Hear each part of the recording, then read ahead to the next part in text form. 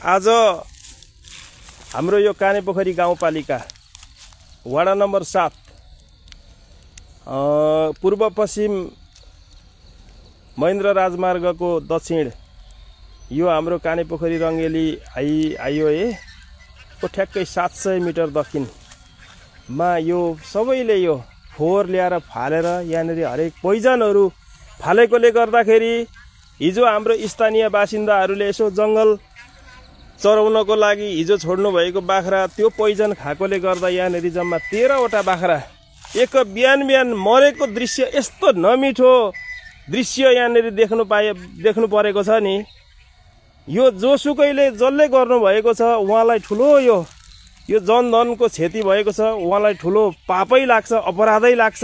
यस्तो नराम्रो कार्य यहाँ गर्नुभएको छ र यो फोहोर व्यवस्थापन अब आउने शनिबार यो डढाएर हुन्छ कि यसको कसरी हुन्छ यो हामीले गर्नुपर्छ। यसका लागि भनेको हामी स्वयं यहाँका जनताहरू कानेपोखरी 7 नम्बर आइतबारेवासी, हाम्रो 40 बिघेवासी, साथै हाम्रो मितेरी क्लब आइतबारे र वडा नम्बर 7 साथै कानेपोखरी गाउँपालिकालाई पनि यो फोहोर यो शनिबारसम्ममा व्यवस्थापन गर्न आग्रह गर्दछु।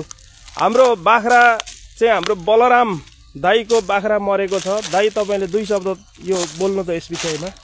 यो अब महिलाहरूमा फुड पोइजन विषहरू त आएर खाएर मरेको होला नि। हिजो बिहान पठाएको बाख्रा हैन। हजुर।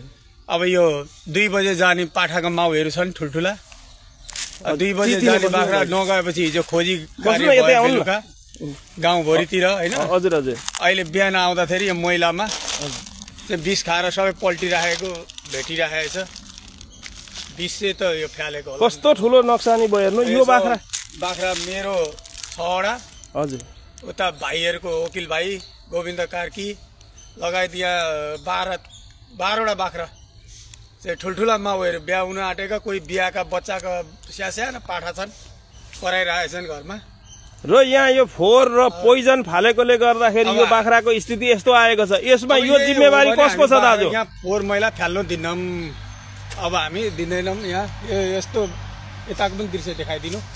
यस्तो गरी फ्यालेको यो सबै फोहोर हो। यो फ्यालिन्छ। हेर्नु यस्तो सानो मात्रै नक्सानी लागेको छैन, सानो मात्रै भएको छैन नक्सानी। 13 वटा बाख्रा एकै ठाउँमा यसरी मरेको छ। पुष्कर दाई तपाईँ पनि 2 शब्द बोल्दिनु हुन अनुरोध गर्दछु म। यसरी फोहोर फाल्दा गरेर यहाँ यसो गरिदिनु भएन। यहाँ हामीलाई ठुलो क्षति भयो, बाख्राहरू मरे उरे। फोहोरलाई चाहिँ राम्रो व्यवस्था गरिदिनु पर्छ। यस्तो आइन्दादेखि यस्तो अब यस्तो गरिदिनु भएन। यो फोहोरलाई चाहिँ नष्ट पार्नका लागि तपाईले कसैलाई भन्नुपर्ने छ कि केही छ कि अब हाम्रो कसैलाई गाउँपालिका अथवा हाम्रो 7 नम्बर वार्ड मितेरी क्लब पनि यहाँ रहेको छ, केही अनुरोध छ कि तपाईको यो फोहोर व्यवस्थापनको लागि?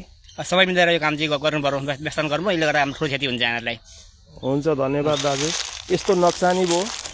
यति राम्रो बाख्राहरू, यत्रो ठुलो बाख्रा सानो मात्रै छैन। यो बाख्रा लगभग भनेको यो ब्याउनलाई ठिक्क परेको छ। 50-60 किलो जति वजन भएको छ। ला हो यति हुँदाहुँदै अर्को सानो त यता पो भेटियो, अर्को पनि मरेको यता भेटियो। यता भेटिएको अवस्था 13 वटा 14 वटा भयो यसले। यस्तो हृदय विदारक घटना भयो नि यो।